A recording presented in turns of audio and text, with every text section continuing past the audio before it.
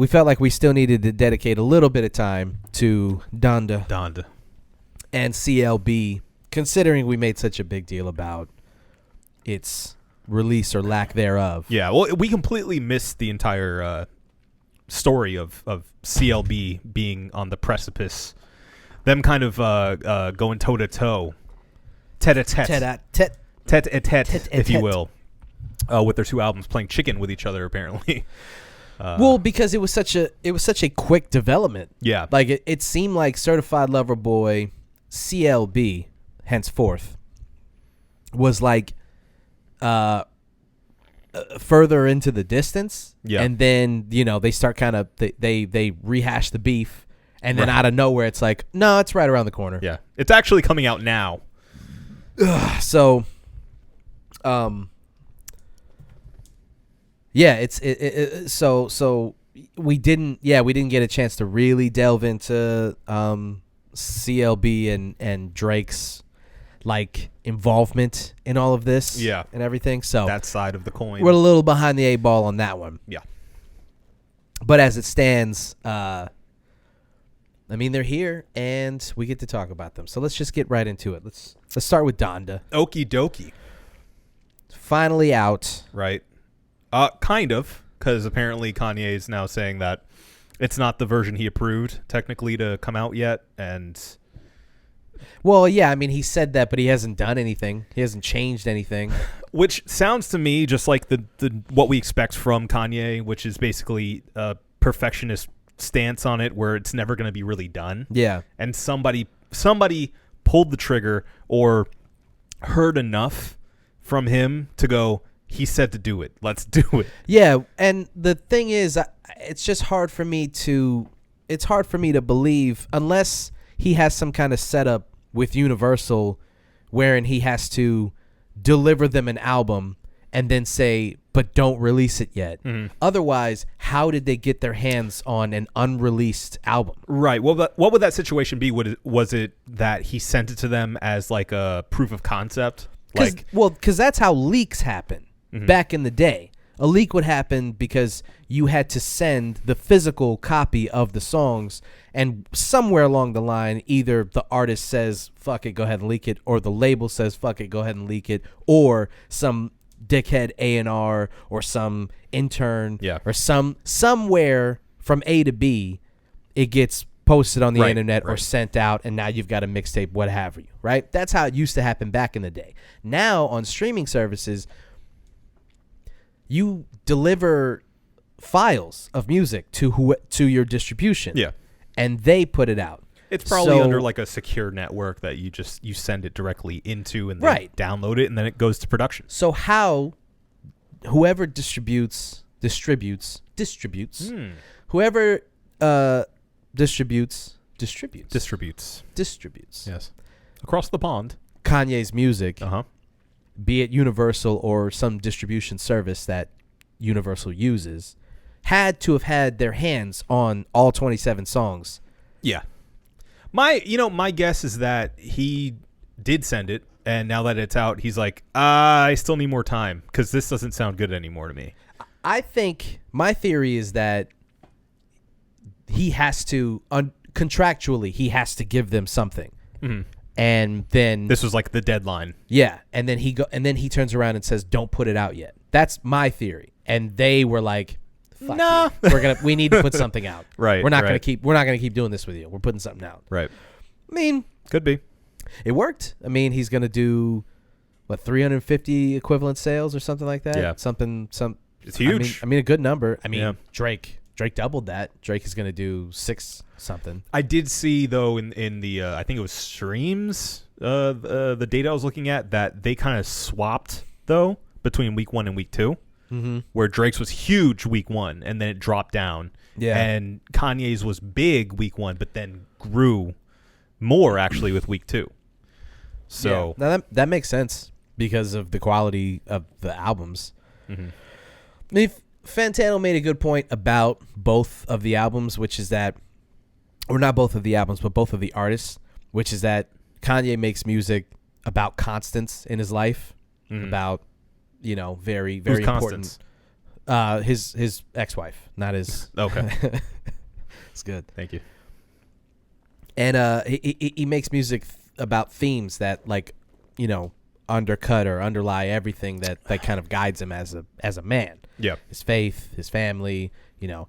And Drake makes very of the moment, of the now music, which doesn't have the same shelf life, but it is bigger in the moment. Sure. Which makes a lot of sense when you think about why Drake is so successful. Why, although he continuously puts out mediocre to okay music, why he is continuously on top. Because everyone... Well, arguably, because there's a huge fan base of people who are going to fight you on that. Oh, yeah, of course. Right. I would say inarguably it's mediocre. But I get it. People would argue that it's the best album of the year. Sure. Which is insane. Yeah. It's insane. Because Tyler exists. And right, Call Me people When You forget. Get Lost exists. People forget. They forget very quickly. Yeah. In this era, they forget so fast.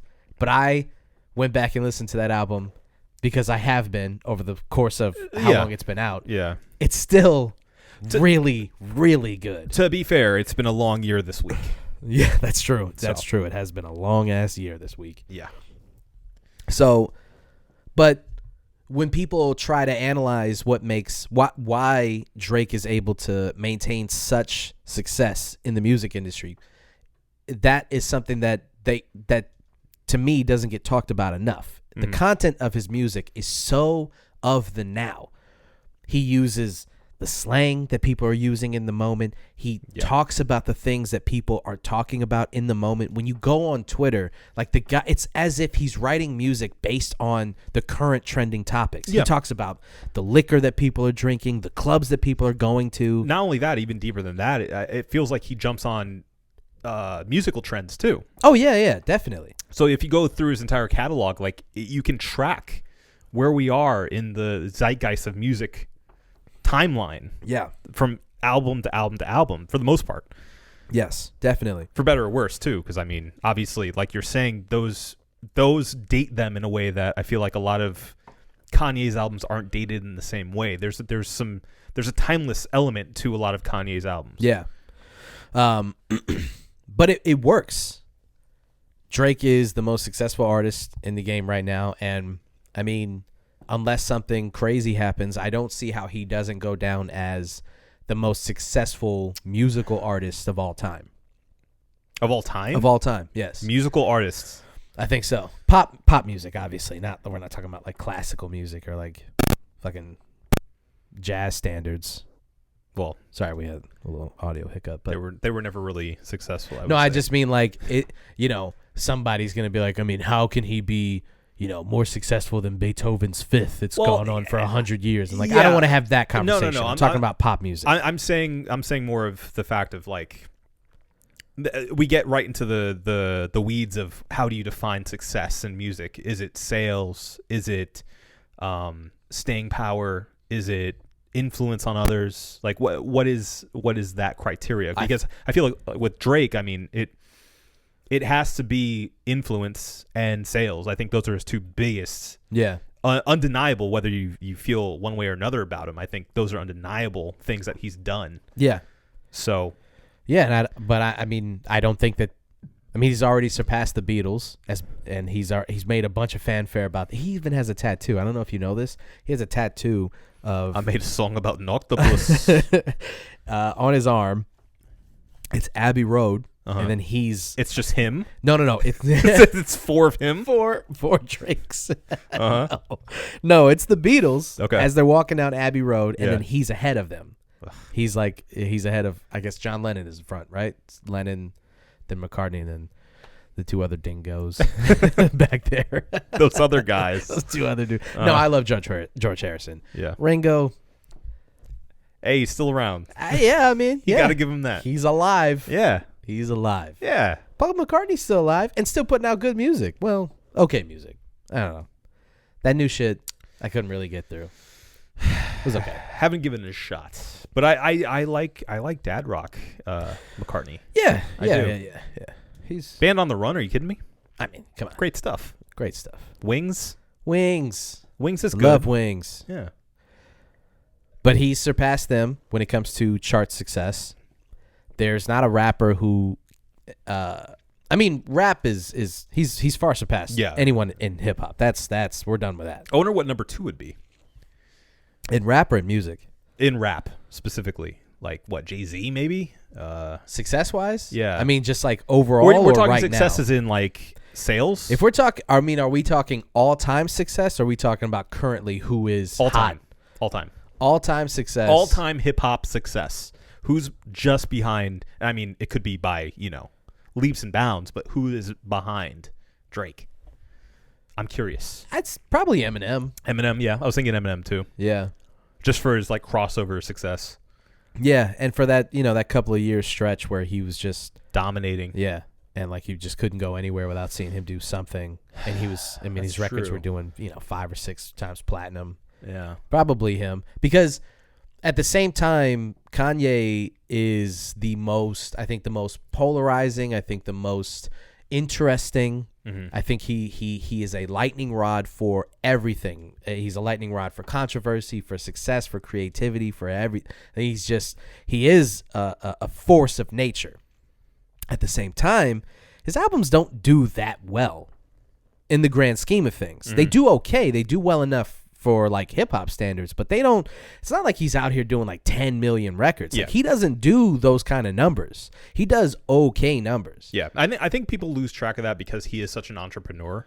Yeah, that he makes so much money outside of just making music that you forget. Yeah, they assume that of course his albums are like crazy successful, and they're not. They're really not. Like the last huge release he had was probably Graduation because of the battle between him and 50 Cent at the time. They did that whole thing. Oh, yeah. Yeah. I forgot about that. That was probably... And there were some big singles off that, too. Oh, no, it's a huge album. Yeah. It makes sense. I mean, Power's on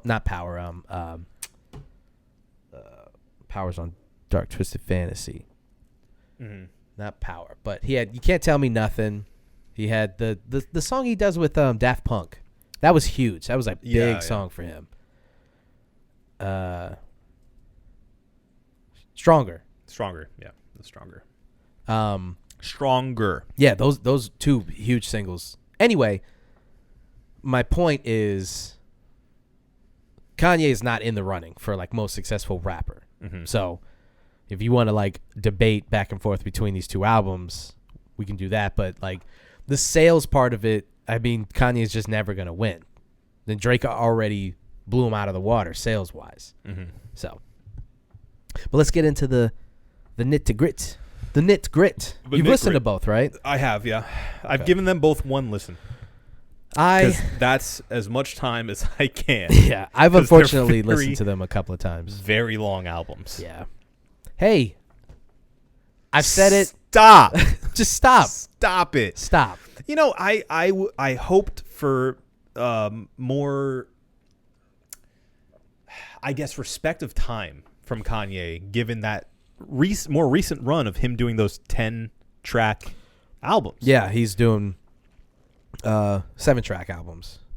Yeah, so even better. Like that entire run gave me so much respect for his sort of less is more approach. Yeah, and realizing you don't need 20 tracks on your album. You just don't. And most times it's a detriment to your album. Yeah. And I feel like in this case, it was a detriment. 1,000%. And it is the main thing that's kept me from going back to it. Is it feels like going back to a long book.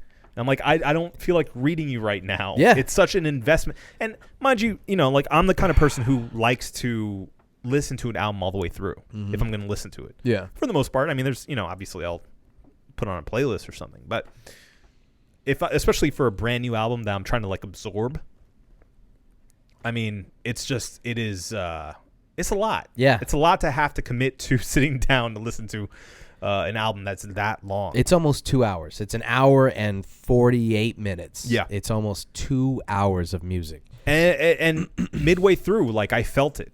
And I was like, how much, like I don't do this normally when I'm listening to an album. Maybe when I'm watching a movie or definitely reading a book, if I start to look at like, all right, how much farther I have. Yeah. But I caught myself going like, I don't know how many more tracks are left, but I'm kind of done. But that also has to do with the quality of the music, because like incredible movies or books, you don't look ahead because you're too enthralled by what you're in. Yeah. And this That's is like, fair. It just wasn't good enough to justify its length. It is in fits and starts. There were times in the album that I found myself enthralled, that I found myself like it deserved my attention. Yeah. But that again was in fits and starts. It wasn't a consistency that kept me invested that entire time. Yeah. And I mean, it's hard to do that with that length involved. It is a tall task. Yeah. But I think that this is just another situation of just putting too much into it and wanting too much without having a good editor there to be like, we don't need that one, and this isn't the best, and this should be trimmed out. Even within tracks themselves, like I felt like some of them went on a little too long. Yeah. Or just didn't need to be there. I mean, it I can't do this. I can't do this. Do this. Ugh. My ass. My ass. I think it bears repeating, because I know that a lot of people will be like, oh, that's the only thing that people are complaining about. But it's like, it's a big complaint. It's a big issue with the album. It's like, both of them are just too long. The length is important. Like, you have to talk about it. I'm sorry that every time you hear somebody criticizing these albums, the first thing that they talk about is the length. But, like, they're too long. It's too much. Yeah. Kanye's album is directly affected by its length, because there are enough good songs on there that you go, dog, if this was 10 songs, yeah, you might have a really good album. Yeah, and part of me wants to re-listen and kind of make my shorter version of it and just make a playlist. Yes. With like the best tracks on it. Yes. And just see how I feel about that. Yes. Because I feel like if I were to do that, I would come away with it going, wow, this is really good. Yeah. I mean, especially considering, how I've felt about Jesus is King, which is still hard to say for some reason. Jesus is King. Jesus is King. Yeah, I think I would feel a lot better. I would come away from this album feeling a lot better if I pruned it myself. Yeah. And I think for a lot of people nowadays, to sound like an old man, it's not a problem. These kids nowadays. It's not a problem because they're not used to listening to an album all the way through. So absolutely. They will pick and choose their favorite tracks and just listen to those, and it's fine because they're listening to it on Spotify or whatever, Tidal or whatever. Mm-hmm. Both of these albums are built for streaming services. That's exactly what they were. Like, I saw when Drake's album hit, and they were like, Drake now owns like 21 spots on the charts. It's like, well, yeah, of course he does. Right. Of course, because everyone's listening to this album right now. Yeah. So what do you like? Yeah.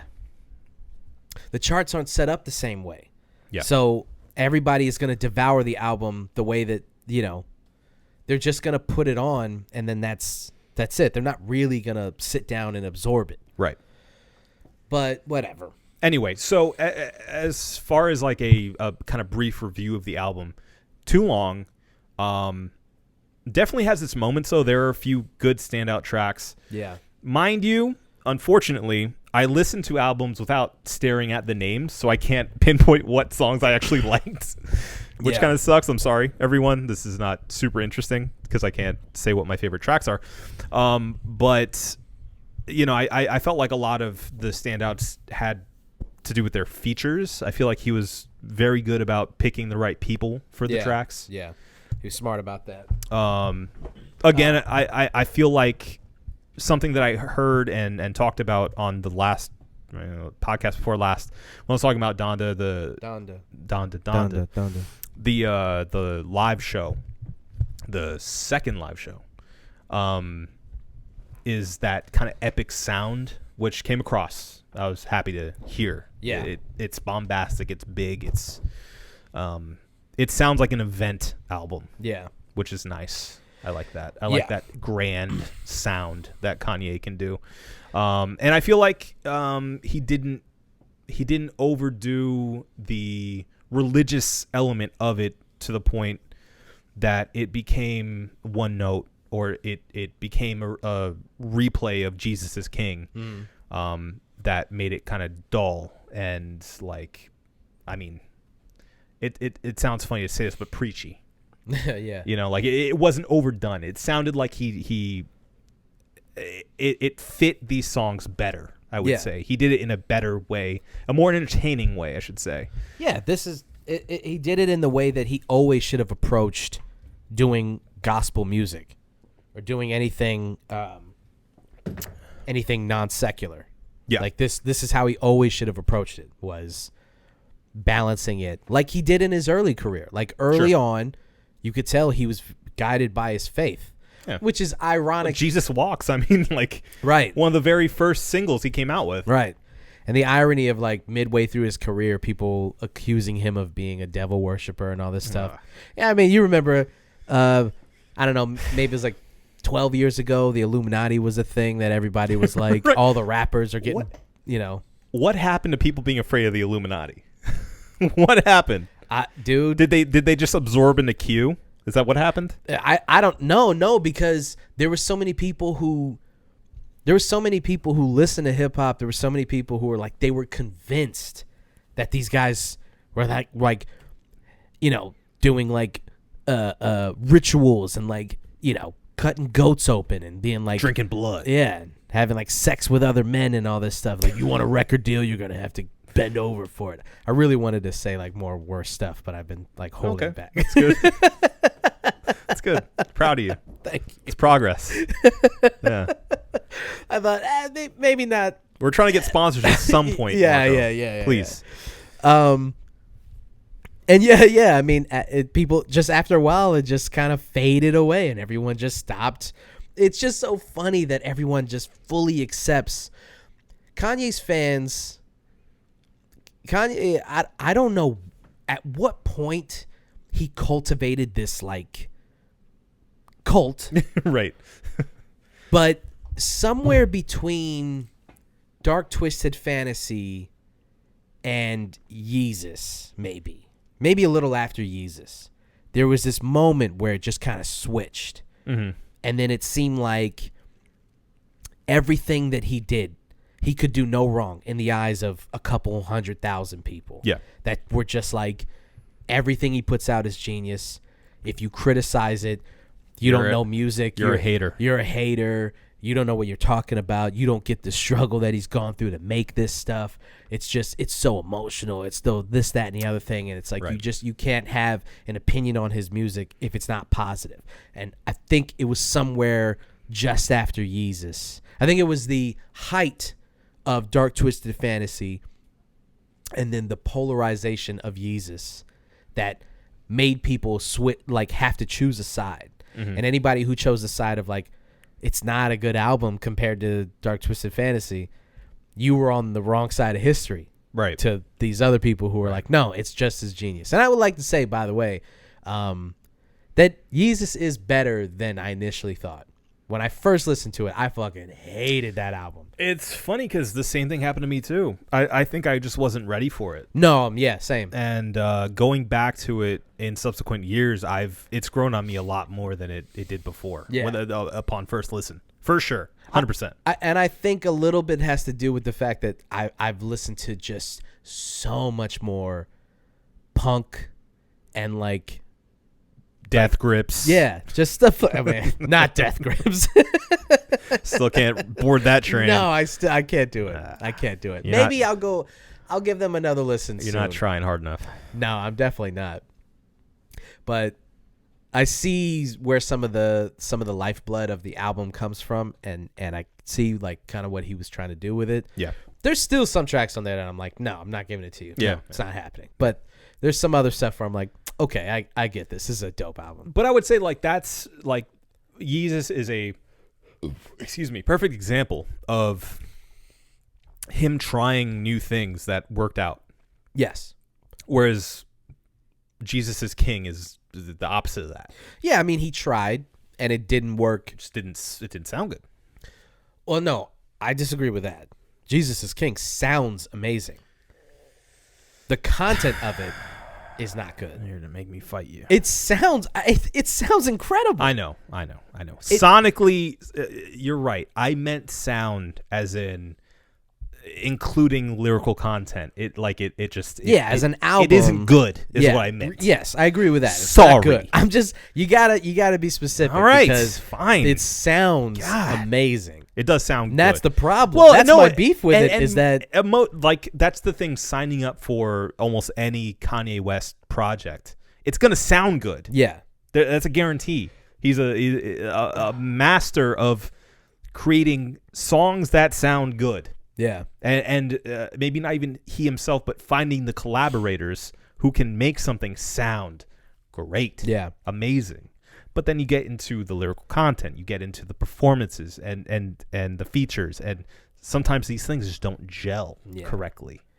And that brings us back to Donda, where some of it does gel and then some of it doesn't, and it feels like an unfinished album. That's what I was gonna say. It feels kind of incomplete, which leads to me believing him when he says it's not finished. Yeah, I believe him because it doesn't sound finished. No, it doesn't. It doesn't sound finished. It sounds.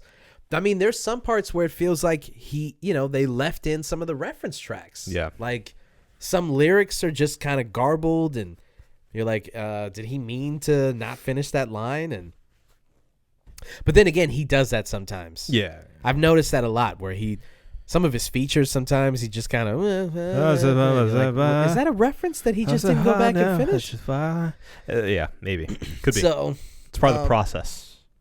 And then the inclusion of those 5 tracks at the end that are part 2s to songs that are already on the album. Yeah. Is it 5 tracks? No, it's 4. 4 tracks. Jail Part 2, OK Part 2, Junya Part 2, and Jesus Lord I do like Part Junya. 2. That's a good Junya. Junya Watanabe on my wrist.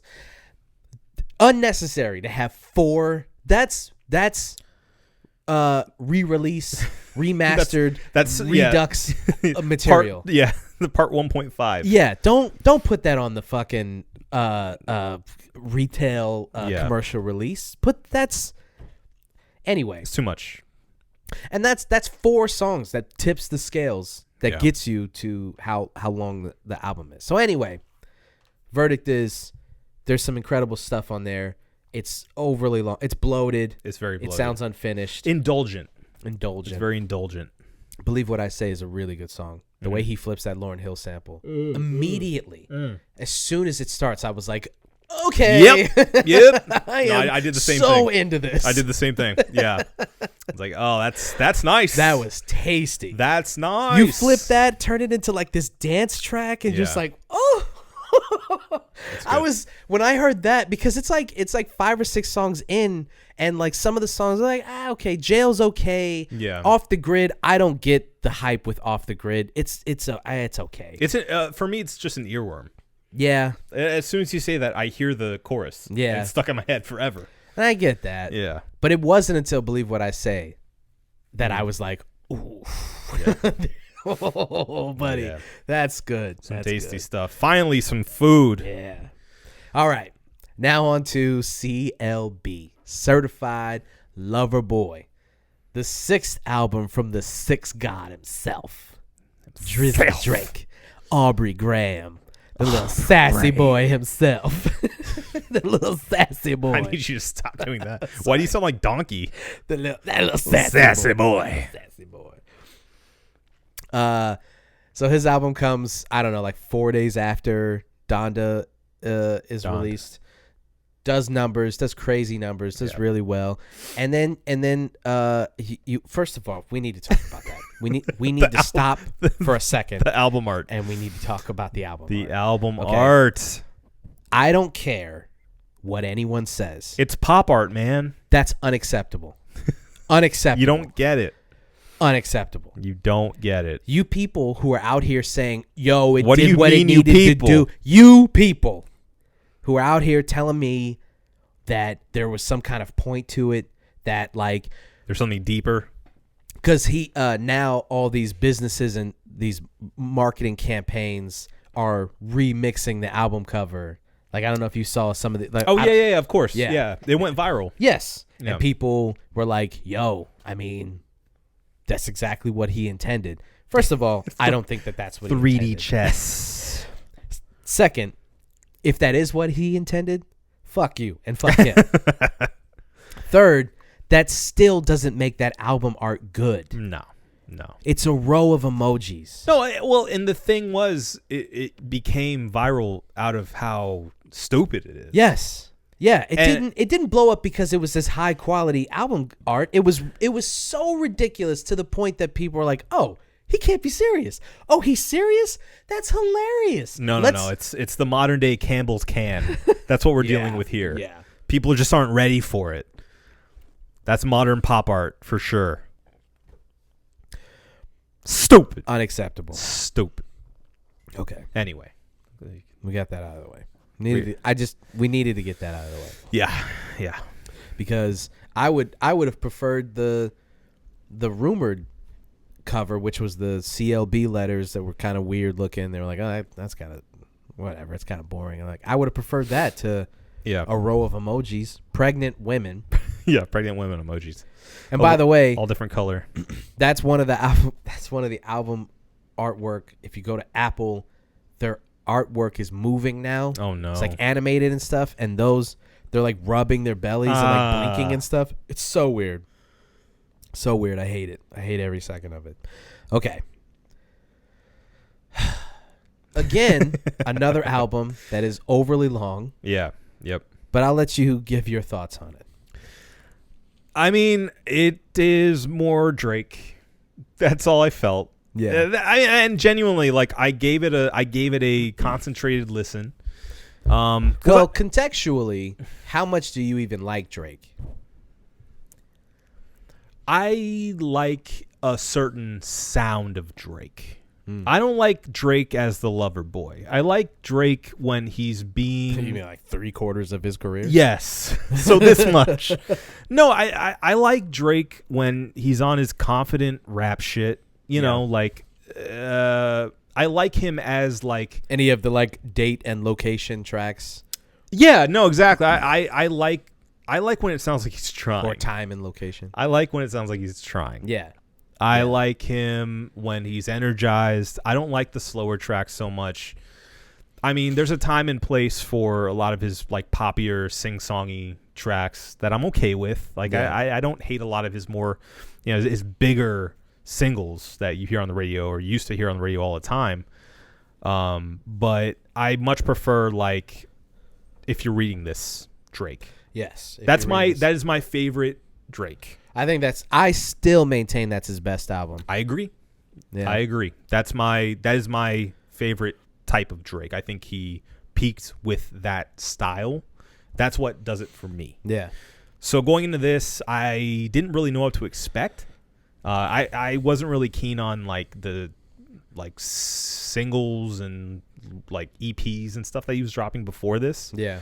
Luckily, none of that material made it onto the album. Right. So, yeah, going into it, I kind of went in fresh and was just, I was coming off of Donda. And at this point, like, we knew that it was dropped in a direct response to Donda. Essentially. So, Donda. There's no way to not, like, compare the two. Yeah. With the way that, all this was coming together. Yeah, definitely. I mean, to kind of re-reference what I was talking about earlier, I mean, it was hard to not listen to Graduation and Curtis back to back and compare them, even though they were so drastically different. Yeah. They historically like attached themselves to each other. And now, when you think about Curtis, you think like, you got to think about Graduation and vice versa, I think. Yeah, it's true. I want to say Way Too Sexy is a bad song. It's not a good song. It's not a good song. It's not a good song. It's a bad song. I don't get. Some people are like, it's the best song on the album. It's like, it's not a good song. It's a bad song. The best? It's not even a good song. There's only two big standouts for me as far as like PU. This guy stinks, and it's that song and it's Girls Want Girls. Yeah. The second I heard, the infamous line now. Yeah. About you're a lesbian. So am I. Girl, me too. Yeah. Girls like girls where I'm, and you're like, girls like girls in Canada. What does that mean? What is there's only lesbians. What does that mean? It's meaningless. Yeah. So I I feel like Girls Want Girls is a better song, but the content is worse. Yeah. And Way Too Sexy is just a bad song. Yeah. Period. It all feels like a big troll job. All of it feels like he's just fucking with people. It feels like he is in the studio going, what does it matter? Yeah. I'm in a position where I can do anything. And when I look at that album art, that proves it to me that he's just like, what does it matter? Phoning it in. Yeah, I can do anything. You guys are going to eat this up. I wish he just went full bore and ended up like making it a tongue-in-cheek album at that point, like doing a wink and a nod of like, this is what you expect of me. Like going full circle on it. Well, I think that there are songs on there that are tongue-in-cheek.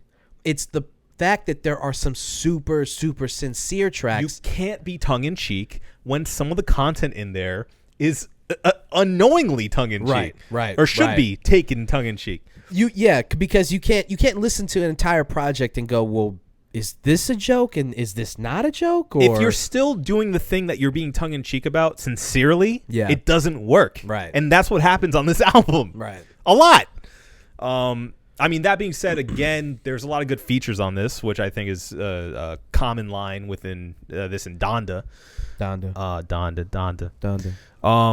But it kind of makes you think about the I don't know if it's the first or the second Deadpool movie, where the entire conceit is that he knows he's in a superhero movie, and that's the whole joke, and he's breaking the fourth wall and stuff. But then to just make a very formulaic superhero movie while dunking on commentating on a formulaic superhero movie, it's like, okay, that's fun and interesting, but at the same time, you still made that movie. It's true. So even if that's the joke, you still did that. Yeah, we're still sitting through a formulaic superhero movie. So all this other fun shit makes the experience more enjoyable. Don't talk shit about Deadpool 2, though, because that movie makes me cry every time. It does? It does.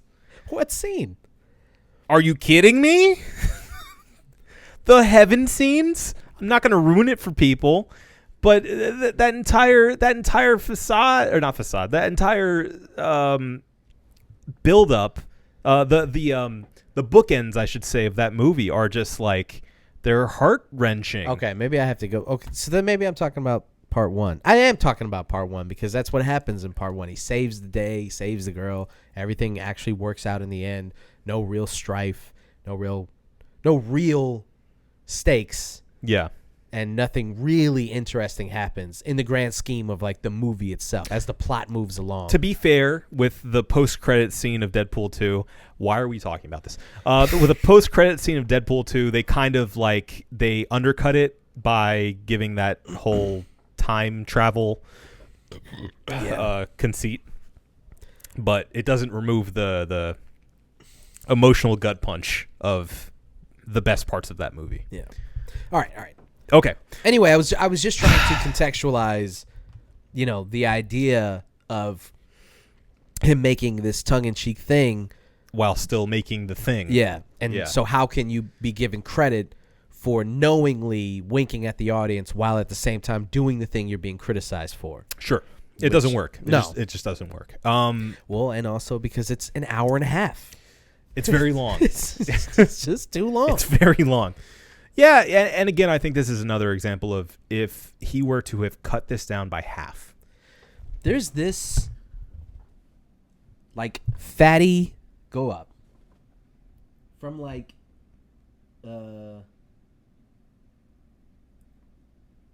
from track 7 to... honestly, that whole middle section from 7 to 14 until you get to 7 a.m. on Bridal Path, is just all filler. Could do without it. There's not one track in that section that I'm like, whoa, wow, incredible. Yeah. It's the beginning. Champagne Poetry's dope. The track with Jay is obviously good because Jay's Love on all. it. Poppy's Home is fun. I like that, I think, more than other people like Poppy's Home. I think it's a fun song. I like the fact that Project Pat is on the album, but I'm like, Didn't need it. It's just a bunch of moments that are like, It's only until that ending where you're like, oh, okay, this is actually that song with fucking Wayne and Rick Ross. Oh yeah. Holy moly. Ross immediately, like a fucking African elephant, just boom, boom, boom. I'm like, what the fuck? Why aren't there more moments like this? This is fucking awesome. And then Wayne is continuing his hot streak of features. When you're like, incredible. I thought he was brain dead. It's the golden era of Lil Wayne features. He's going off, man. He hasn't put out a bad verse in like a year and a half. Keep it coming, man. Everything he's done, I'm like, I'm here for it. More. Yeah, more. So, yeah, it's that, just slice it in half, honestly. Yeah. Cut it in half, and I think you have a decent album. Yeah. I will say I feel like I left this loving it less than Donda, for sure. Yeah.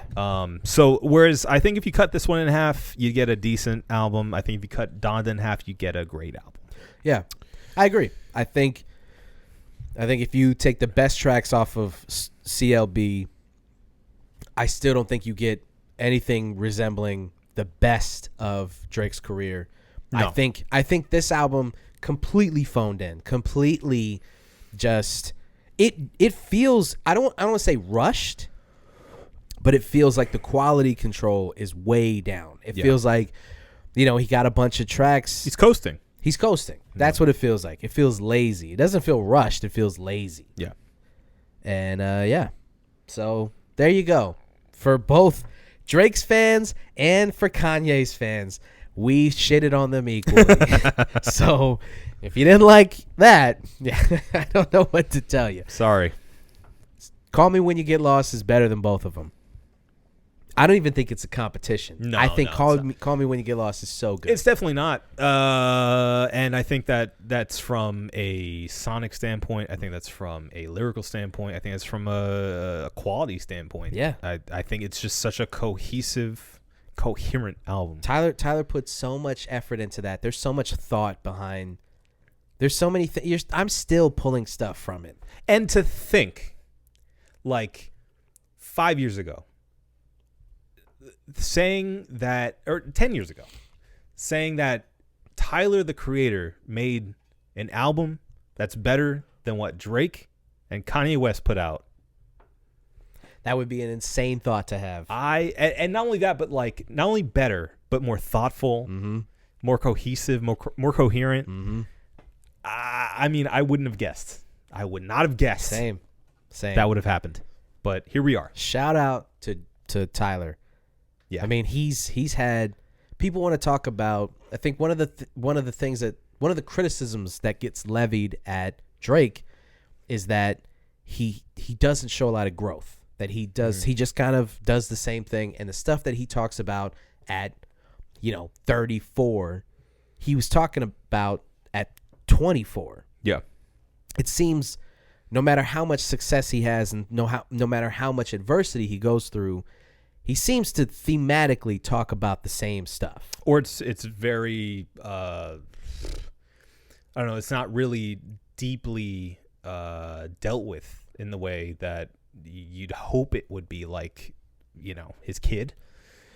Yeah, I mean, he like the kid thing is a really good example of like how much he kind of just treads the same water even with his child. It's his surprise baby. Yeah, I mean, to be in the position that he's in, to have the kid at the time that he had it, and the way that it was revealed, all of those things should make for just really, really compelling stuff. And all we kind of get is just what he's done is his whole career, which is like these vague surface flashes of where you're like, if you know who he's talking about and who he's talking to, that's very personal. And if you're Cassandra or Jessica or whoever he's talking to in the moment, and you know that lyric's about you, I'm sure that person was like, but the rest of us, it's like we just get these pieces of information where you're like, okay, I'm sure that was compelling for whoever was involved in that situation at the time. Yeah. But it just, he has a wealth of these experiences that he doesn't really delve enough into to make. Whereas on the flip side, Kanye very, very much delves into sometimes to a detriment. Yeah. But, and that's the thing. Like, I'm not saying that he has to make his son, part of his art. He doesn't have to. He can keep him completely separate. But at the same time, then do that, because you lightly touching on it only makes you look worse. Yeah. And again, to just do that, and then like it just shows no growth. Whereas Tyler, I mean, from the beginning of his career to now is almost unrecognizable. Yeah. No, for sure. I mean, the evolution, and not just subject matter, but sound, maturity. Well, but without being unrecognizable, though, I feel like there's a through line, but it's in such a it's just a maturity growth. Yeah, and and a complexity that makes him such an interesting artist. Yeah, no, we completely watched a late teens, early 20s guy like grow into an adult and like experience these things and really, really like take those experiences in and try to make something out of that stuff, as opposed to either trying to turn it into, trying to take every negative thing that happens to you and flip it into, I mean, I got these haters, but that's because I'm so successful. It's like there are people who are going to hate you for reasons that are beyond your control, and there are people who are going to hate you for reasons that are completely within your control. And it's interesting and fun to watch somebody explore those things and not just push all that stuff aside and try to make it seem like you are bulletproof. Right. And showing that vulnerability, especially in your art, is interesting. That's the key word here, is vulnerability. I feel like Kanye's shown vulnerability from time to time, and I feel like Drake hasn't.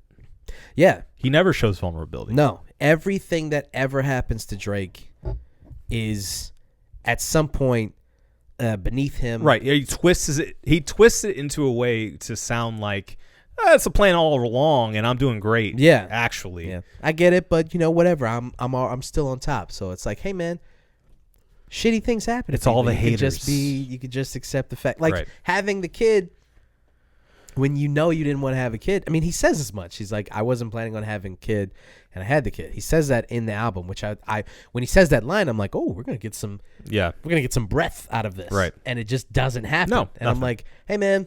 It'd be fun to listen to a guy in your position talk about the fact that like you didn't want a child and maybe never wanted a child. And like, that's interesting because like there's people like us, like I know for myself, like I'm not in a position that I want a child yet. And it's like, it would be interesting to see a guy who's around my age, who's doing music and living that life that like, I want a piece of that. Obviously not what he's fucking doing, but in a different way. Sure. Or I mean, it's just it's not even a piece of it. It's just a window into his world. Yeah. Even if you're not in the same situation, I feel like that's interesting content. That's a view into somebody's life. Yeah. That you don't have, but it's still they're still a human being, and that is what makes art interesting.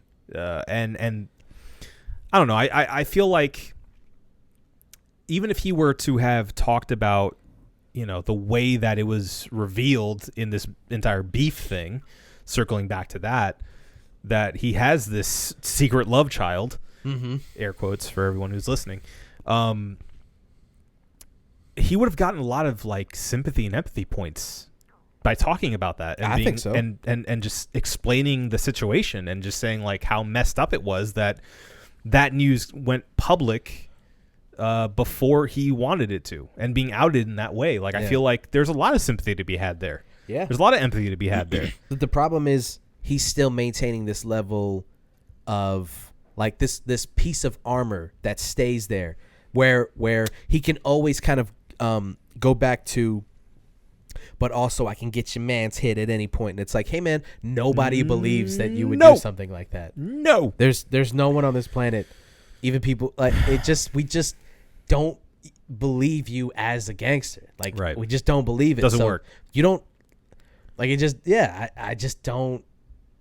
Anytime he is rapping about putting money on somebody's head or we can get your man touched or anything like that, it's just like, dog, I just don't believe I don't know about that, sir. And that's the thing, Rick though. Ross is more compelling, and we know that he's he was a correctional officer. Past. And when Rick Ross says something, it's more compelling and more believable. Sure, he's a more imposing figure in general, but that's part of it. That's part of his content. That's part of the way that he raps. That's part of the stuff that he puts out. Nobody's afraid of Drake looking at him face to face. Yeah, like nobody. Yeah, you're not. Nobody's afraid of Drake. Oh man, frightening. Maybe afraid for your girlfriend, but like nobody's afraid of Drake. For your girlfriend. You definitely should be afraid of that. I mean that's the thing though, is like I feel like a lot of people, I mean especially in the hip hop world, see that kind of I don't know, that kind of realness as a weakness. And I think that's something that needs to go away, and it has been thanks to people like Tyler and Kanye. Exactly. I think that is positive. I think that's a positive move, not only for hip hop, but just for music in general and for people in general. Yeah. I feel like there's way too many people that put up this facade and, this tough guy exterior when they're hurting inside. Mm-hmm. And they deal with their issues and depression and all that kind of stuff in a way that's really unhealthy. Yeah. So I don't know. I mean, I think that what Drake is doing is part of a quickly dying era of hip hop, and I feel like we're gonna see more and more artists going along the lines of the Tylers, of being more real. Yeah. And people call Drake like a sad boy rapper sometimes too, but it is. But it's all so surface level. It's also vague and so. Right. It's vague to the point of it's relatable to everyone because it's like horoscopes. Sure. It's just stuff that everyone can read into and go, yeah, I've experienced that. Drake is horoscopes. He's just horoscopes. Yeah. I get that. But yeah, I mean, I think that's what it boils down to is, Kanye has more depth in general, and I feel like Drake doesn't. And that's partially why Certified Lover Boy suffers. Yeah. In this one-on-one. Yeah.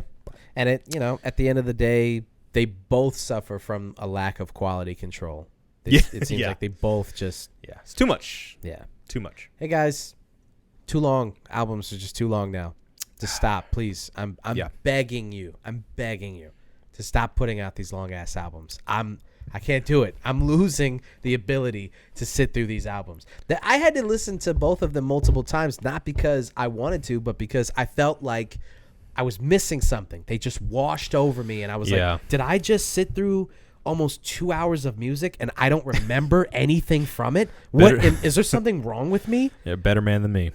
So I had to go back and go and listen again, and like, okay, I get what some people are talking about. That's a good song. It's not a good song, blah, blah, blah. CLB was harder to listen to twice. Yeah. Donda was, even though it's super long and unnecessary, it is an easier thing to listen to, even though it's that long. It's more complex. It's more varied. Yeah, it's more interesting. Yeah. CLB is hard to listen to multiple times. It's like listening to the radio. Yes, that's exactly what it is. And I think that's part of the reason that it's going to be so successful. Is that's exactly what it is. It's like 100%. Listening to the radio. Yeah. He works with all of the big name artists that are out right now. He has the big singles from all these huge names. The sound is very of the now, like what's on the radio right now. Well, you saw the promotional push for this too, like all the billboards in individual cities. Yeah. And then like after that, I'm sure they had like some PR plug, but like all of ESPN was talking about it. Yep. Every sportscaster was talking about it. A ton of athletes were talking about it. And it just became this buzzworthy thing. Again, because it's smart. A Drake album came out. It's smart. Drake doesn't, he's not looking for a cosign from fucking Big Daddy Kane or Kool Moe D. Right. You know what I mean? Right. Like, he's on TV, and what is he doing? He's advertising the release of his rap album on ESPN, on SportsCenter. Yeah. Yep. Like, it's smart.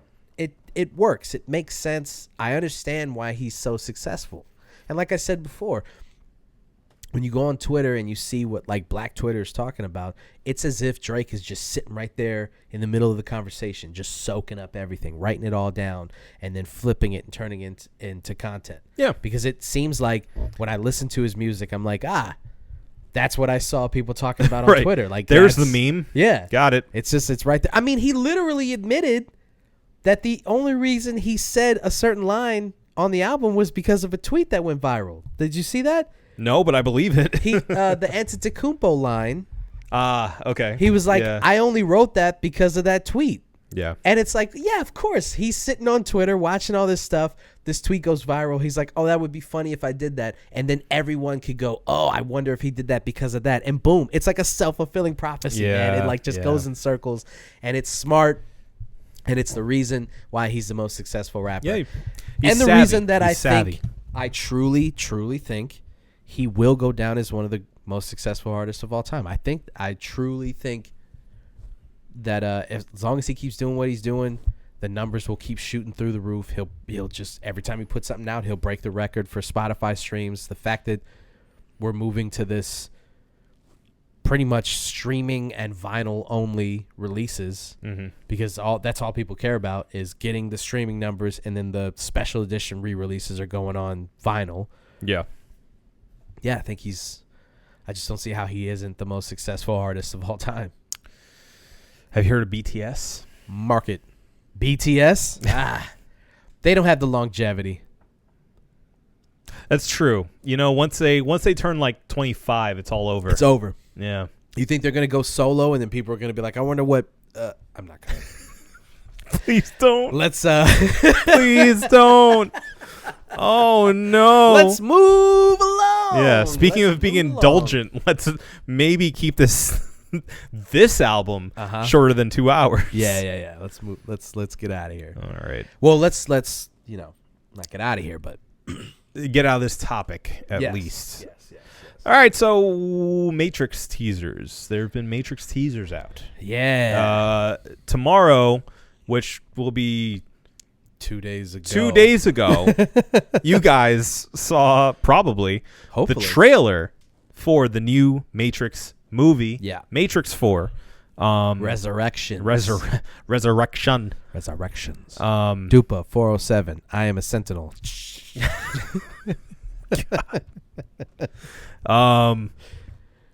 Yeah. So hopefully it's really good. But we don't know that yet. We've only seen the teasers, and we're gonna react to that. Yeah. So this is kind of a trailer trash.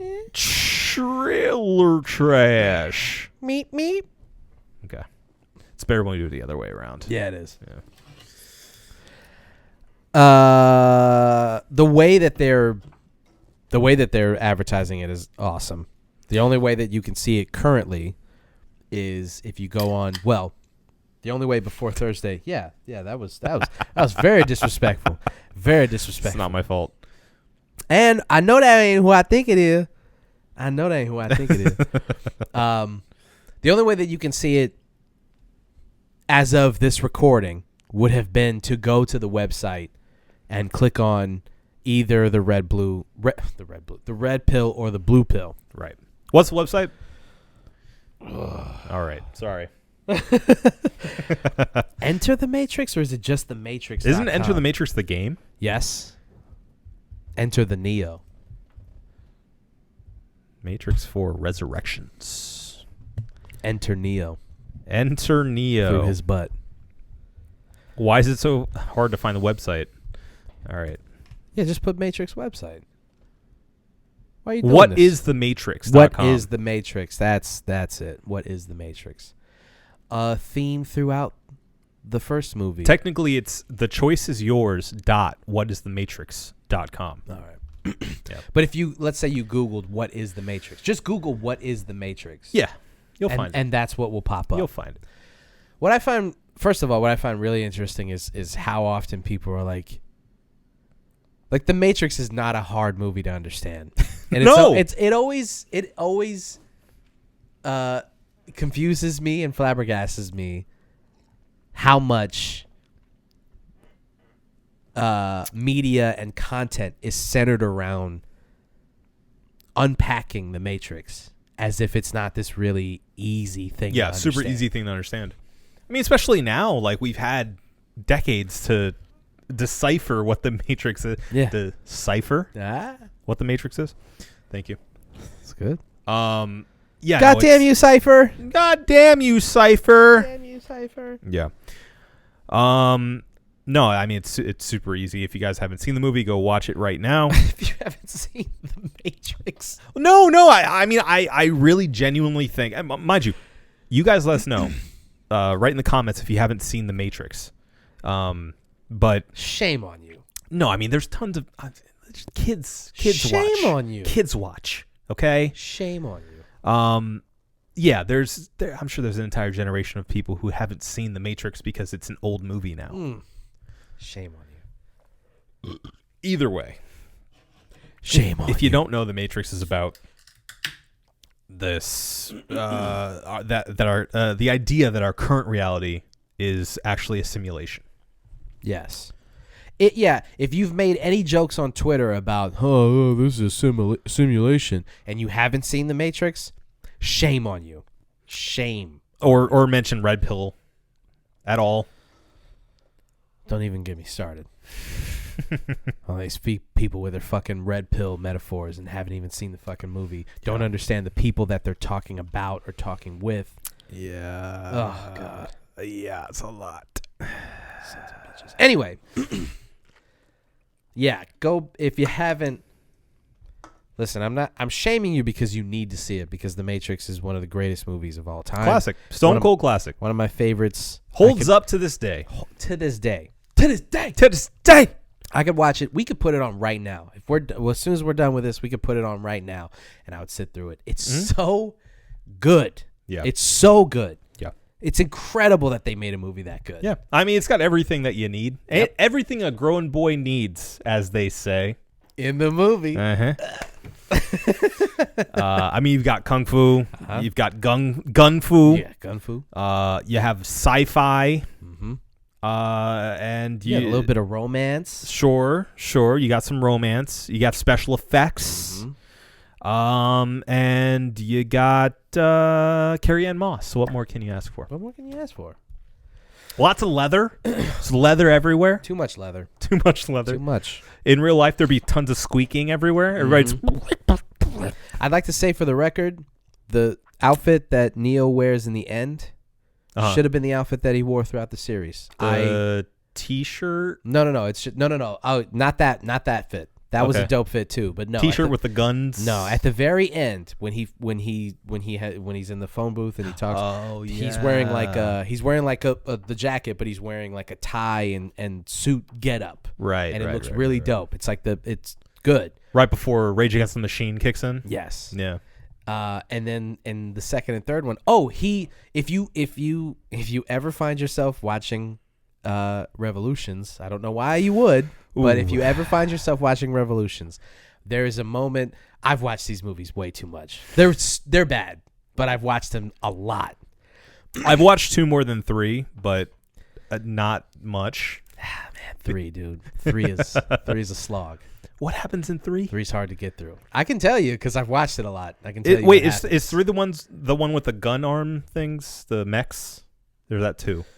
That's 3. That's 3 because that's when they breach into they finally get Zion. into Zion and they have to. That's a huge moment at the same time that what's happening in the Matrix is happening outside of the Matrix. Right. They finally, the Sentinels have realized that there's this. Spoiler alert. If you haven't watched The Matrix, please pause us right now. Watch the entire trilogy. Then come back. Suffer for 2/3. It's a lot of time. put into that. I mean, there's cool action scenes in part 2 at least. And I mean, there's some good stuff. But the problem is part 3 doesn't even have the redeeming qualities of like part 2 has good fight sequences, really fun fight choreography. Yeah. The scene on the highway is so classic, good. classic. Yeah. Yeah. So that's the issue with part 3 is there's no redeeming fight scenes like that. No, and a lot of especially the Neo stuff is a letdown because it is such a cerebral, like, you know, conversational thing. It's not. They just try too hard. That's at the end of the day. They just try too hard. I get what the Wachowskis were going for with it being kind of a subversion of like our action hero, like just sacrificing himself and it being this Jesus metaphor, obviously. Mm-hmm. But it sucks for a movie. Mm-hmm. It still is a letdown, even though I get it. It still is a letdown, and it's not enough to have those mech scenes, which are cool. I like the mech battle, and it, you feel that it's very dire because obviously Zion's this last bastion of humanity, and they finally win in the end. But it's like we've been riding with Neo this entire time, and now he's just gone. Yeah, and there wasn't like a big fight scene to get us to that. Well, there is, but it's so dumb. Him and Smith, they have that fight throughout the city, and it's so dumb. It's dumb. I don't even consider that because it's not like it's not a good fight when scene. I think of specifically the Smith fight scenes or any kind of combat between them. I think of the first one with the them shooting at each other point blank. That entire fight in the subway station. Yep. I think of in part 2 the dozens of Smiths. Obviously, that entire fight scene with the stick and all that. Mm-hmm. And then the third one, it's like there's that, but it doesn't even stack anywhere close to either of those two. No, they tried too hard to make the turn. You can tell that the Wachowskis were so influenced by like anime and stuff like that to kind of make them these two godlike figures who could just be flying throughout the city and like crashing into each other. And it's Dragon Ball Z. Yeah. And the water slow-mo, the punching through the water droplets. And I get that, that's them just kind of throwing their weight around. I was going to say throwing their dicks around, but they don't have any. They're the Wachowski siblings now, and we will respect that. It's true. They did at the time. That's true. And one of them isn't back now. I think only Lily is directing this one. I heard that. Yeah. And the other one sibling was like... Yeah, she didn't want... And I read this entire article. She didn't want to rehash what she'd done before. Yeah, and I get that. It makes perfect sense. I have nothing but respect for her as far as that goes. And she's now doing like, I think a sitcom or something, or like a TV show that has nothing to do with sci-fi, nothing to do with all this, heady, matrixy, actiony stuff. Yeah. So, more power to her. If in Revolutions...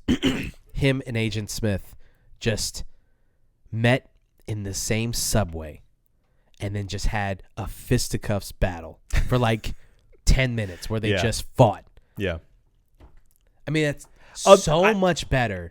Just like a They Live fight. Yes. Beating the shit out of each other. That's like at the end, all you get is just these two guys. This whole thing comes down to just who is the better man right now. Oh, but that's the thing is like I wonder.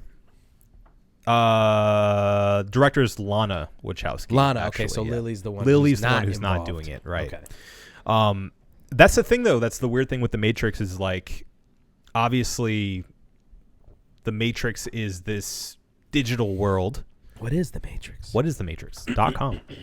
So they're gonna have to do some answering as to why Neo looks older.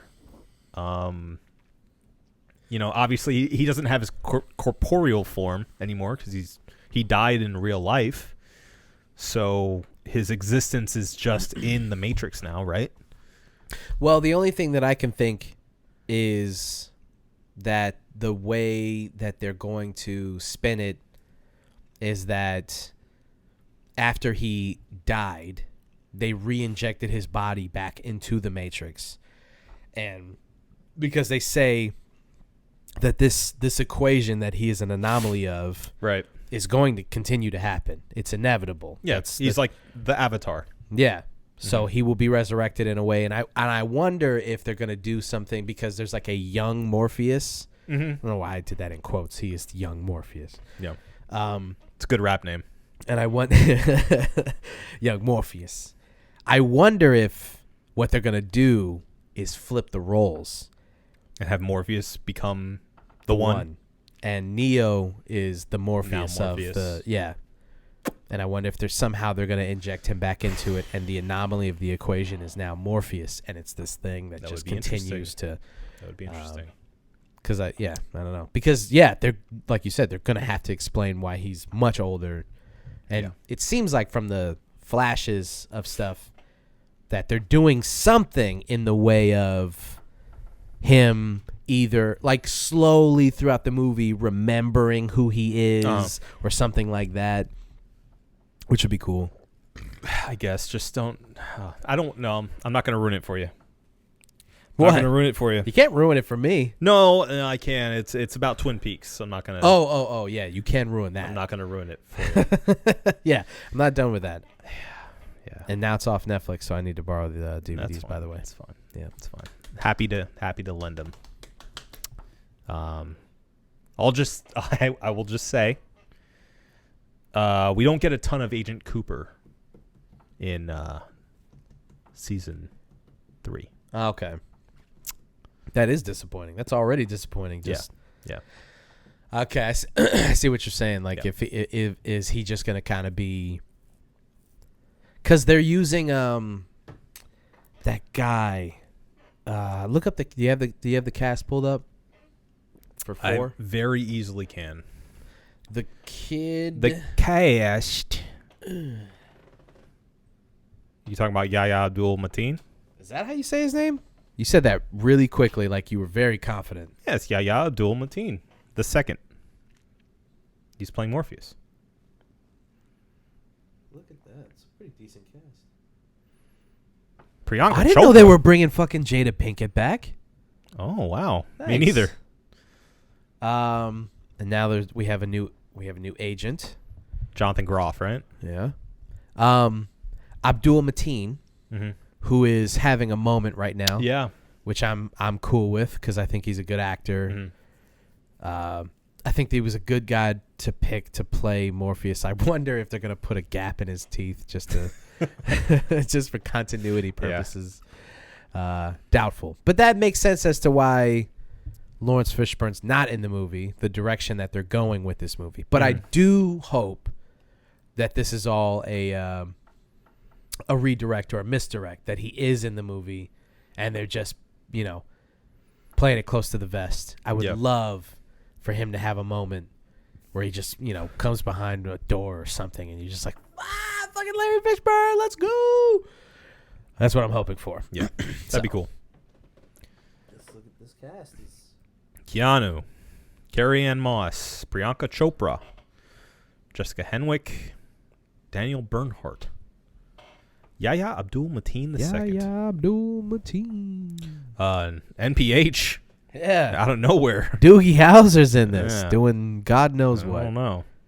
Jada Pinkett Smith, Christina Ricci. Yeah. Interesting. Jonathan Groff, Max Reinmeldt, Daniela Harpaz, and I don't know the rest of y'all. Sorry. Yeah, the rest of the... Wait. Is that Kid? Yes, it is. It is. That is definitely Kid from Kid and Play. Kid from Christopher Kid Reed. from Kid and Play is in the new Matrix movie. So right. if that is not a reason enough to go watch this movie, I don't know what is. All right. Sounds good to me. So there you go. Yeah. Is there anything else we can really say about it at this time? There's Not nothing, really. There's not much else. No, just that I'm holding my hopes close to the chest. Yeah. I will say, because I mean, The Matrix has been fraught with disappointment. Mm-hmm. The first one is a classic. 2, disappointing, but I would say it's still say it's good. Yeah, I think it's good. It becomes just an action movie. Sure. It's not as heady. It's not as interesting. It's not as smart. but it is fun. Yeah. 3, disappointing. I mean, mediocre at best. Yeah. So we'll see what they can do with 4. I'm hopeful. I'm all about Keanu. Mm-hmm. I will support. And, I'll support The Matrix in general. Yeah. Because it's just one of those franchises that has always been there, that I've loved for a very long time. It's been formative for me as a movie lover. Oh, yeah. So, speaking of movies that kind of started genres and started movements in Hollywood and whatnot, there's been this growing conversation about why and how the MCU has been so successful. Let me start with that conversation, Please. which started, as most things do, on Twitter. Omar. At Omar OVO24. Speaking of Drake. Perfect. Oh, God. He put out a tweet. You dick riders. That goes as follows. Just a friendly reminder that without Tobey Maguire's Spider-Man and the X-Men movies, we would have never gotten the MCU. The only reason Blade isn't on here is because it wasn't as big of a hit as Spider-Man or X-Men, and Kevin Feige worked very closely with Sam Raimi, the Spider-Man trilogy director, like we didn't know that, Omar, and he took notes and shit. Kevin Feige literally said he learned a lot from Sam Raimi, the director of the Spider-Man trilogy. Which that's meaningless. Sam Raimi's a legend. Of course. If you worked anything with him, like hopefully you pull something from him. Sure. It's fucking Sam Raimi. Sure. So we should explain the reason why he got defensive all of a sudden with this response about the only reason why Blade isn't on here, blah, blah, blah, is because a lot of people immediately came back at him saying, no, Blade was actually the beginning of this. Yeah. And, you didn't mention Blade in any of it. Yeah. But this was a major motion picture, a big movie, especially for a rated R movie. Oh, yeah, it was huge. What year did Blade come out? Hold on. I'm going to say 2002. No, earlier than that. 2001, maybe? Are you reading it through me? I'm trying to pull the information from you. I definitely think I'm not looking at it yet. I definitely think it was late 90s. 98. I'm going to say 98. No, I think you're right. 98, 99 is when that movie came out. That's the new movie. Yeah. I was like, what?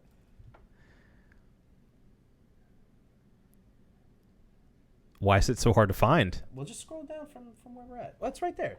2002. I was right. No, that's Blade 2. Okay, so it has to be 99. It has to be 99, right? Blade movie. Let's see. 98. 98. Oh. Nice. Yeah.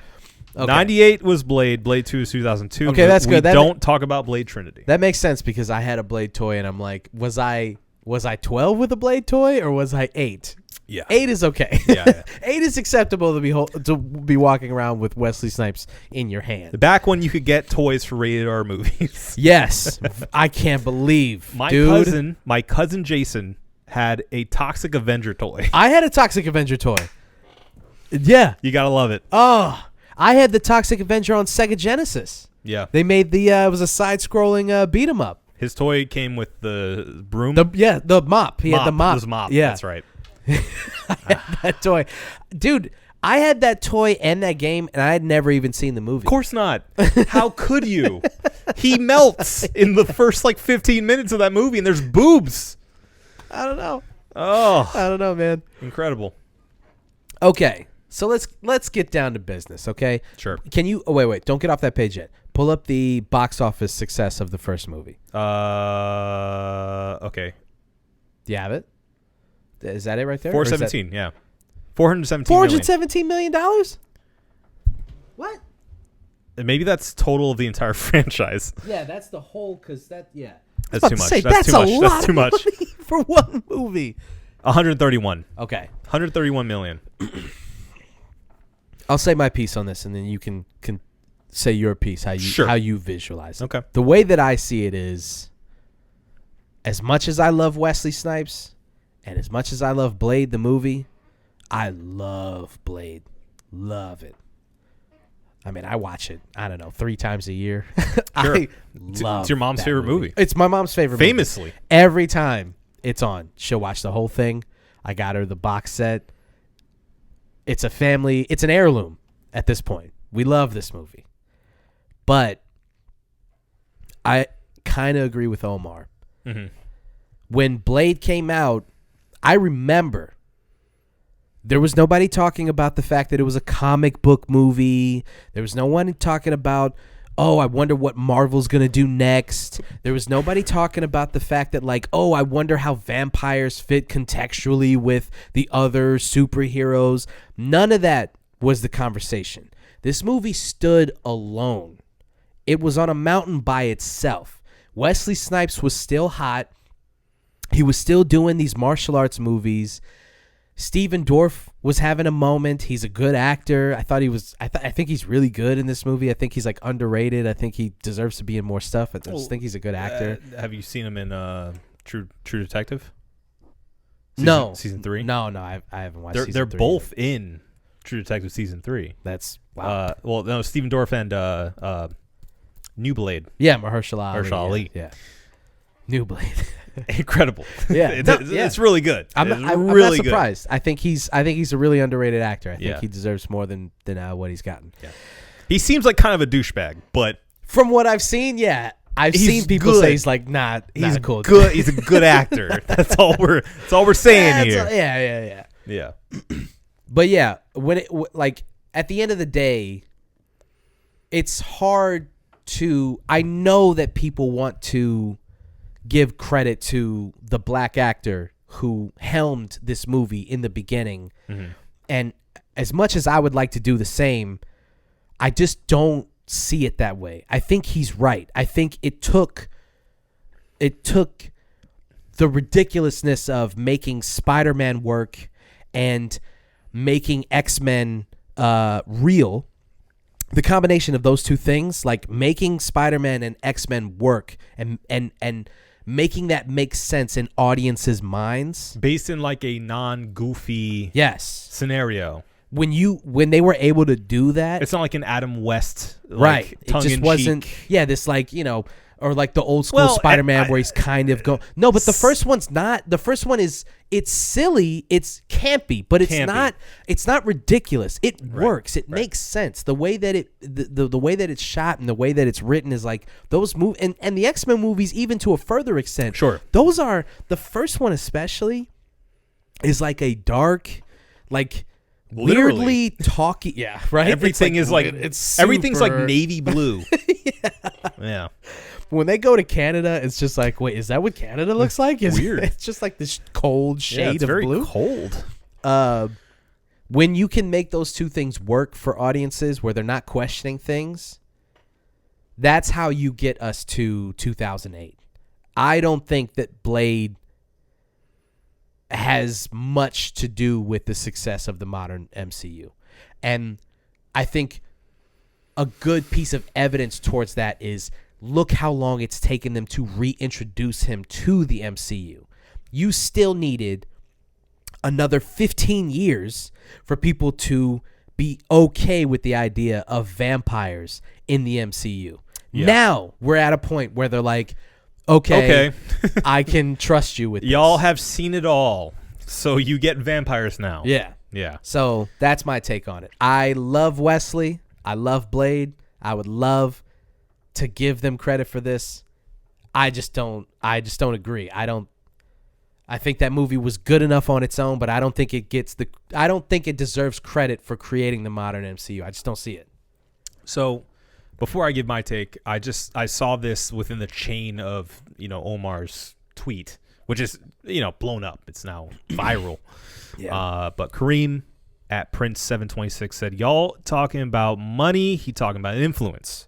People didn't look at Blade as a superhero movie. And then the Dave Cave came in and said, without money, there wouldn't have been a chance for the influence. So I think that's a salient point that, yes. Okay.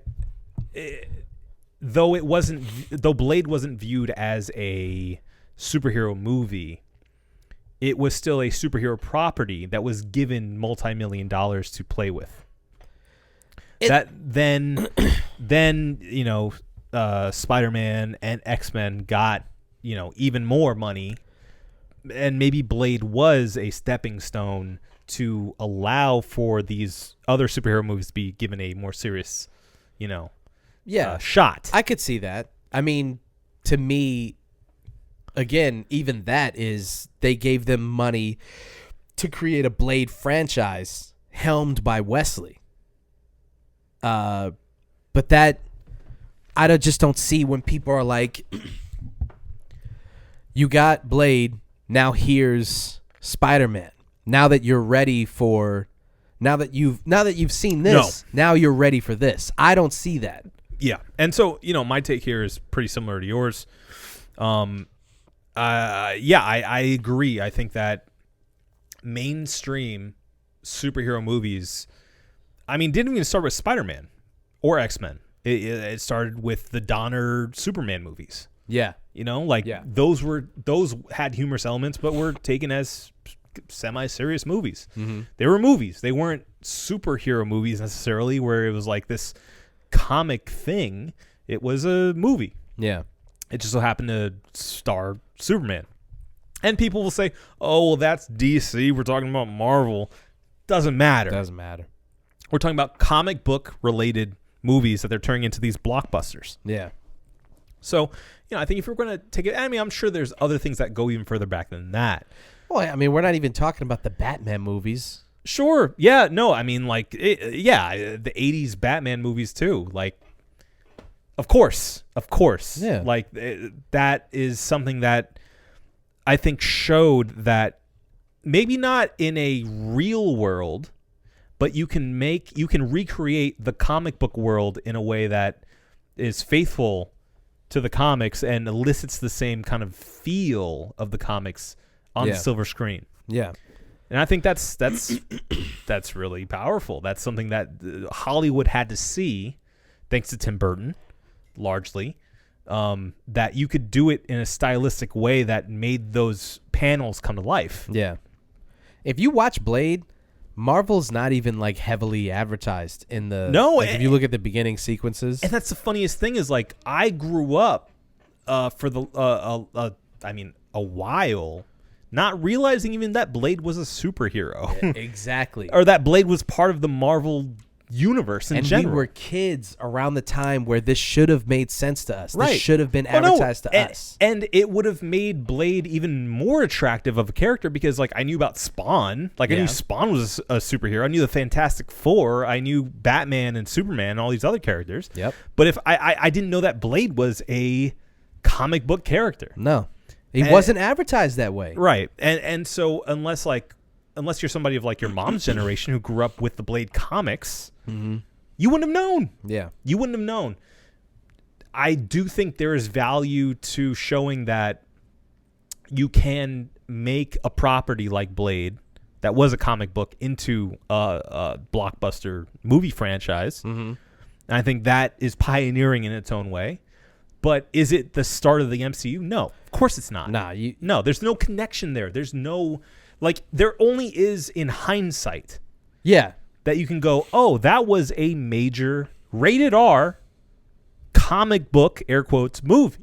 I would go so far as to say, I think, and I don't have any evidence to this other than what I've seen, I think they went out of their way to hide the fact that it was a comic book movie. Right, because they didn't want it to be goofy. They wanted the ability to be free from the reins of comic books as a children's property. Yeah. Because it's a rated R. It's a hard R movie. Yeah.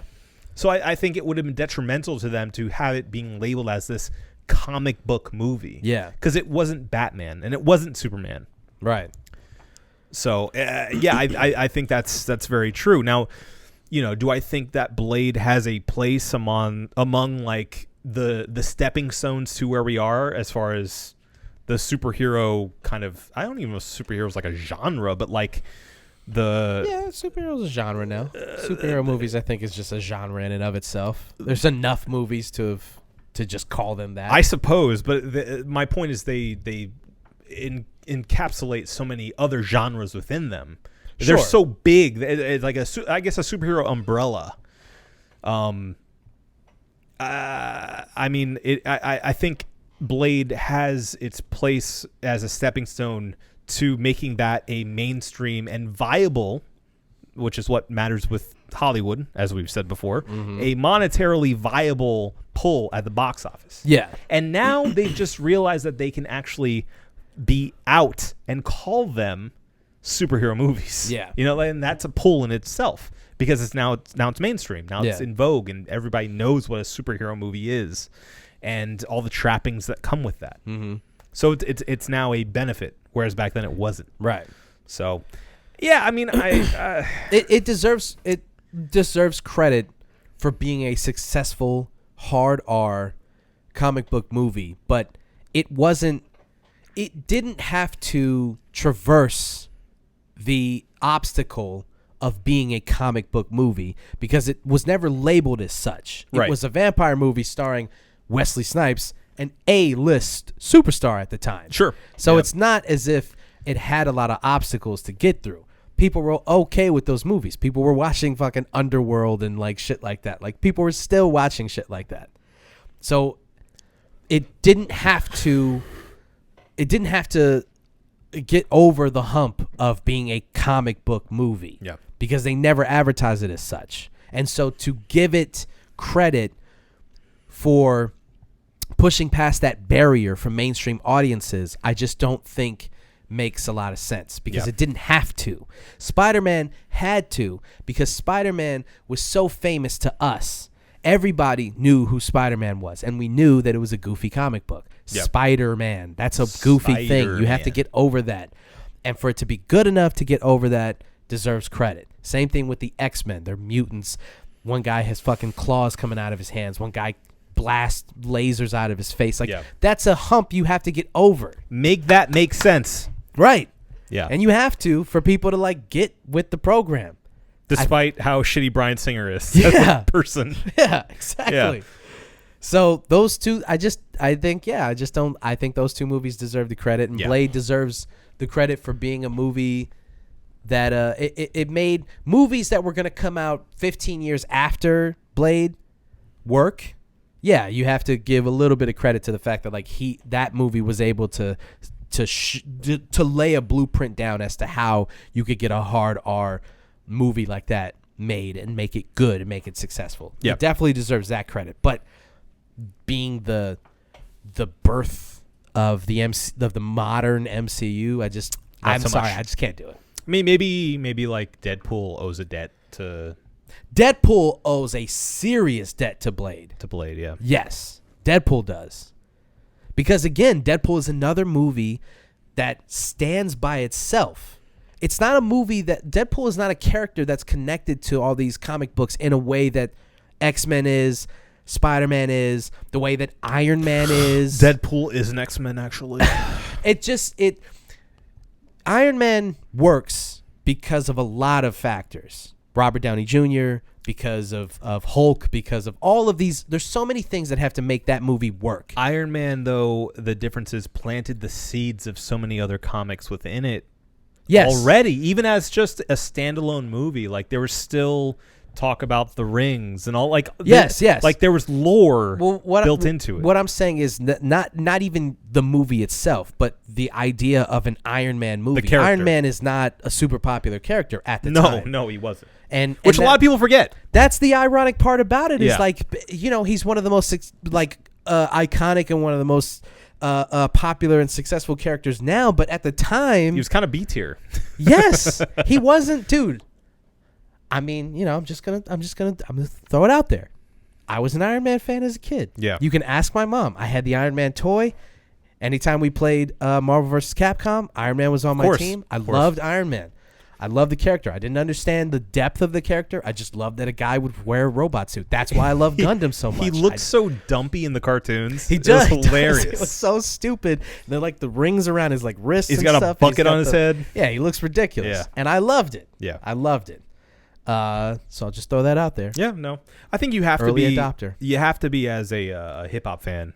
Yeah. With Tony Starks. Yes. I think that has a lot to do with Yeah. it. That has to have a lot to do with it, right? That was it for me. That got me onto the Iron Man train early. Yeah. With Ghostface. But as a character, like you said, he was B tier. So there was a lot of things that had to go into making that thing work. And people forget that.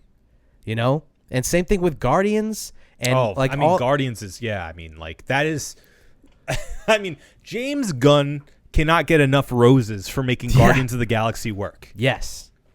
And so those things... And Suicide Squad.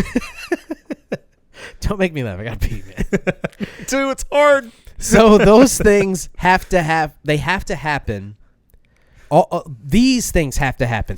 You have to make Spider-Man work. You have to make X-Men work. All of those things. But you have to focus on the fact that they are comic book movies working. Lean into the comic book aspect. To get to the rest of this other shit. Sure. Right? Yeah. So, yeah. Well, you think we got it? No, we got it. Oh. What about the cheers of the week? I have my cheers of the week. Do you have your cheers of the week? Yeah, I got one. Okay. All right. Do it? Yeah. Ready? All right. You first. Mine goes to Michael K. Williams. Mine was going to Michael K. Williams. Well, we'll do it together. To Michael K. Williams, R.I.P. Actor and man gone too soon. Obviously, super sad news. Don't want to end on a bummer, but I mean, incredible actor. You've probably seen him in The Wire. If not, go watch The Wire. Mm-hmm. We're giving you guys a lot of homework today. But yeah, I mean, from everything that we've seen online, from the people who actually knew him, seemed to be a really good guy. Yeah. And I mean, if you're a gamer, you may have seen him in Battlefield 3. Well, he's in the new one. Yeah.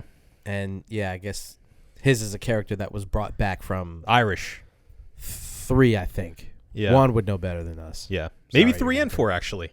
It was all the modern ones, I'm pretty sure he was in. But yeah, a character you may have seen online in the video games. But yeah, I mean a tremendous actor. A guy who had a lot of great gigs ahead of him. So yeah, gone too soon. But I think it's a good opportunity to say if you're struggling with addiction, there's definitely hope out there for you. Get the help that you need. There's no shame in it, and we wish you well. Yeah. And it's just really sad to hear about stuff like that. So yeah, take care of yourself. Mm-hmm. Yeah, I mean, he played characters that, I mean, what was his name? Wendell Pierce or Price? Guy who plays Bunk. Yeah, it's Wendell Pierce or Price. Yeah. He said it better than anybody else could, and he said it right to his face, which is a beautiful Pierce. Wendell Pierce. Yeah. And he said it right to Michael K. Williams' face. Mm-hmm. So, it's lovely when you can see a person get the flowers that they deserve. In a living eulogy is what people said. A living eulogy. Yeah, it's great. I love it. And it's fantastic, and I would suggest anybody who hasn't just go on Twitter and look it up, because it's a beautiful thing that he says. It basically boils down to the fact that Michael K. Williams is an artist first, and he gave life and he gave a realism to characters that were people that were either caricatures or were people who, like, American society and society as a whole, cast aside and didn't care about. And he walked right past is what he said. Right. And he made those characters real people that you cared about. And he just gave them an emotional depth that other actors just probably couldn't do. Yeah. And I just think that it's such a succinct. You know what I'm saying? It's such a nice, compact... Satiant, I believe. We'll go with that. Are you speaking French? Fuck, you think you're better than me? Au revoir, mon ami. A way to describe Michael K. Williams' talent as an actor, because that's exactly what he did. I mean, a character like Omar, for instance, like, I know it's his most iconic and it's the easy one to talk about, but it's easy because it's such a good character. Like, of course, yeah, it's iconic. It is iconic, and I think a lot of people didn't watch Boardwalk Empire. No, but he's incredible in that too. Yeah, very, very good. And I mean, it's a great show, so check that out too. Yeah, if you want some more Michael K. Williams in your life. Michael K. Williams. Yeah, and I mean, we're actually recording this on the day after. No, today is the day that Mac Miller died. So, again, to kind of bring the point home of like, if you're another cheers to Mac Miller. If you're suffering, say something. Yeah. Well, I mean, especially just be careful out there, because fentanyl's everywhere and it's killing people in droves. Yeah. I mean, it's crazy. It's crazy how, like, I mean, I saw a headline saying that fentanyl was found in like cocaine that people were having. It was killing people. Yeah. It's just something that, I mean, it'll stop you. Mm-hmm. So just be careful and get the help you need, because it's out there. Yeah. Well, yeah. The cheers of the week is so that we don't end on a bummer, but at the same time, it's like we had to say something. Yeah. Next week, the cheers of the week will be back to being something light and fluffy and lovely for you people. I will say another tip of the hat, if you will. I will give us a little bit more levity here. Is Sturgill Simpson. Yeah, second cheers. A second cheers. A second cheers. Second cheers. Week. Because Sturgill, I mean, obviously we're both big fans. Mm-hmm. If you know us, may not be as obvious if you don't know us personally. Right. But Sturgill Simpson, great artist. One of the best songwriters of our day, I would say. I personally.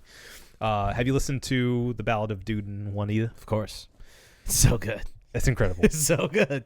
Incredible. Yeah. And I mean, it sent me again down like another kind of rabbit hole of just, because I'd listened to all of his stuff, but I started looking at the YouTube videos of his live performances, and it's just, he's real good. Yeah. I will say he's real good. So good. Even if you're not necessarily a fan of country music, especially like modern country music, give him a shot. I implore you. Oh yeah. Because he's a really good storyteller, great musician, and I love it. I love the stuff he's putting out. So, all right, nice little lift. Yeah, cheers to that. The Sturgill Simpson. All right. Now I know we got it right. We definitely got it. Well, we didn't get it all the way because we didn't review these beers. So before we get out of here, we have to review these brewskis. Okay. So from the Sideward Brewing Company, it's the Dome Cold IPA. Dome. Their brand new IPA made in the style of a cold lager, I assume. Right? I guess. I don't know. Sideward, help. You tell us. Obi, what'd you think of this beer? Really liked it. Yeah. I really like this beer a lot. Let me get one more sip just to, Just bring the point home. Yeah, I mean, we talk about balance so much on the show, and I think this is another beer that does that very well. Yep. There's a bit of a sweetness to it. It's not overpowering, though, and it is cut by that IPA bite that we sometimes look for. Mm-hmm. Yeah, I mean, as example, I would definitely drink these way too fast. Yeah. Fuck Jesus. It hits the notes I'm looking for here.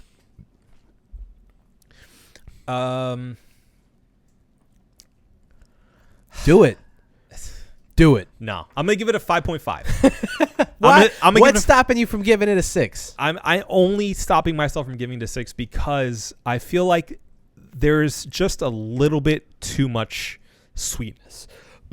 Just a touch. Just a touch. A baby's breath of too much sweetness on this guy. But that being said, I mean, it is hitting all of my notes I look for, especially in an IPA. It has the bite, but it has flavorful sweetness that's just packed to the gills with flavor. Yeah. And it's not like overly strong either. It's I think 6.6. We said they don't put it on the cans. They don't put it on the cans. Anyway, look it up yourself. What are you gonna? Why don't you put it on the cans?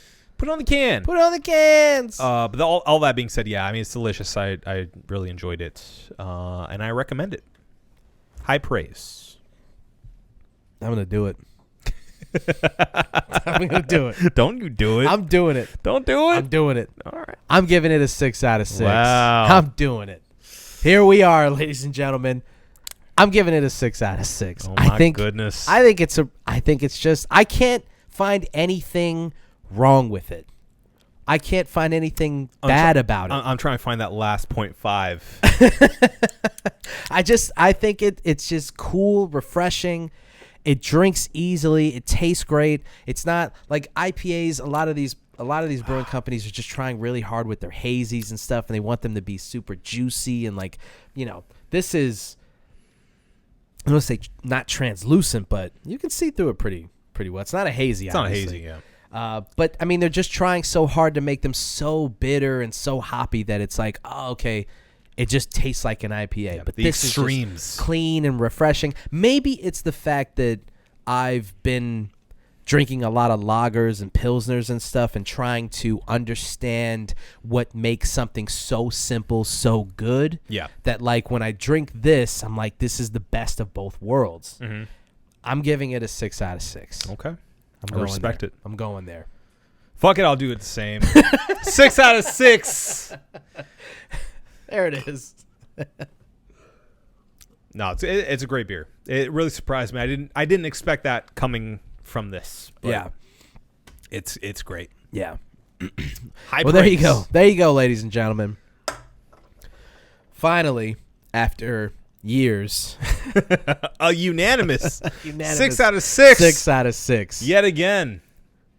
You're right. I was being a little too prissy about it. I don't know. I mean, you felt there was a 5.5. I don't know.